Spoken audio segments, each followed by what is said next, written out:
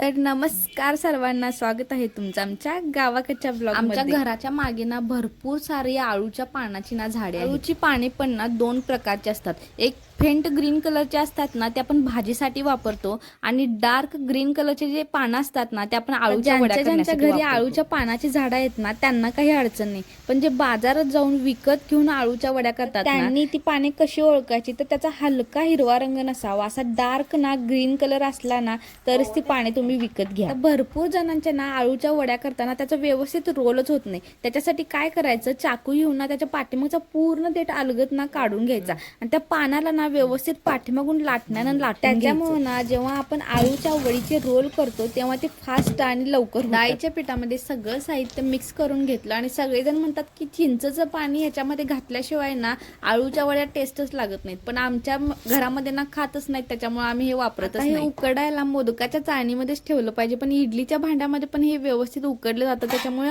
आम्ही कायम इडलीच्या भांड्यातच हे शिजवून घेतो। आता ह्याला उकडून घेतलं आणि त्याचे व्यवस्थित काप करून घेतले, आणि त्याला तळून न घेता त्याला थोड्याशा तेलामध्ये ना जिऱ्या मोहरीची फोडणी देऊन घेतली। दुपारी ना सगळेजण जेवण करून घेतलं, आणि त्याच्यानंतर ना आम्ही सगळेजण वाडीला गेलेलो। नृसिंहवाडी मधलं पाणी एवढं चढलेलं की पूर्णपणे मंदिर पाण्याखाली गेलेलं, आणि देव वरती आणून ठेवलेले।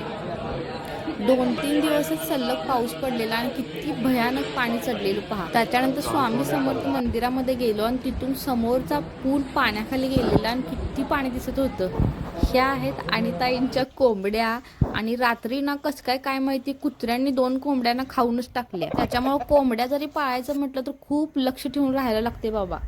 आणि काल शुक्रवार बाजार होता, म्हणून दरवेळेप्रमाणे आईंनी कांदा भजी घेऊन आलेल्या, आणि त्यांना आणि आजीला मिरची भजी आवडतात म्हणून दोघींसाठी मिरची भजी घेऊन आलेल्या। तर चला, आजसाठी एवढंच, भेटूया पुढच्या व्हिडिओमध्ये, तोपर्यंत धन्यवाद।